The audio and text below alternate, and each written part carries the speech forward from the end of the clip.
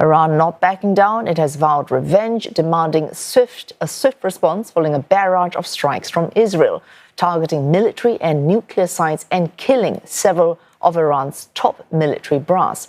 For more insights on this and where we're headed, we're joined by Jean-Loup Samaan. He's Senior Research Fellow at the Middle East Institute of the National University of Singapore. Dr. Samaan, earlier we spoke to our correspondent. She said there's an element of gamble in this if we look at Mr. Trump's latest comments on social media and also a TV interview on ABC News, suggesting that putting pressure on Iran might be what makes that deal if talks should take place this weekend. Is this a fair reading?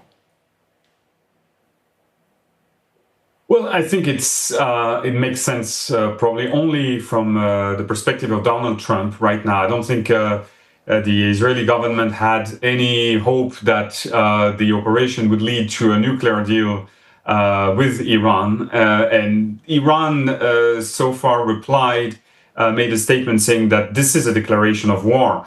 And the statement, all the statements from Iran don't suggest that at the moment they are interested in resuming the talks. I mean, this is an authoritarian regime that needs right now to display strength to its population. It is at risk of being perceived as weak after this operation. So I'm not sure the priority for them is the resumption of the nuclear talks that Donald Trump wants. But should Israel pursue these attacks, and it has already warned that it will do so for as long as it takes, it might require sustained support from the United States. Well, these comments from Mr. Trump after the Secretary of State saying that these were unilateral actions from Israel, do you see that support coming from Washington?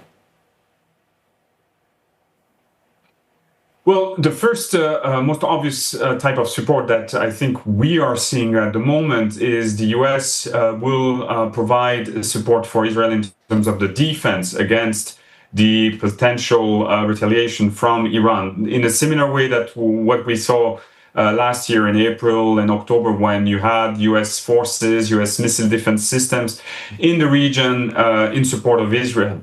The question that you ask is also the next step if Israel goes further, and in particular when it comes to the facilities which are supposed to be concealed quite far underground. So in that case, the experts say that they would require a specific type of bombs that only the Americans would be able to provide. So far, it doesn't seem that the Americans have been involved in any way on that front. But if we see further escalation, if we see, for instance, Iran targeting US personnel, military personnel, or US bases in the region, this may change the American position, and we may see US more openly joining the conflict. All right, you mentioned attacks in the past. If we look at just 2024 alone, strikes in Damascus, Iran and Israel exchanging fire. In each instance, when we looked at each one responding to the other, there was a sense that each side needed to act to show that it was not weak, that it was responding to what it saw as an unprovoked attack from the other side. This time, it's on a very different scale, and we're not just looking at one retaliation and then at least a truce for several months at least. Do you see this attack as triggering a response that would be larger than just a single circumscribed attack? Yes, I mean, there are two things here. The first one, as you say, the scale of this attack is completely different from what we saw last year, in the sense that Israel targeted the heart of the Iranian regime. They targeted the nuclear program, which is an element of national pride for the regime. They targeted the ballistic missiles, and they targeted the high-level military leaders. So this is an operation that is targeting the core of the regime, not the limited operations in a way that we saw last year. So this begs a response at that level from Iran. But the question then becomes, does Iran have the ability to respond to this type of operation?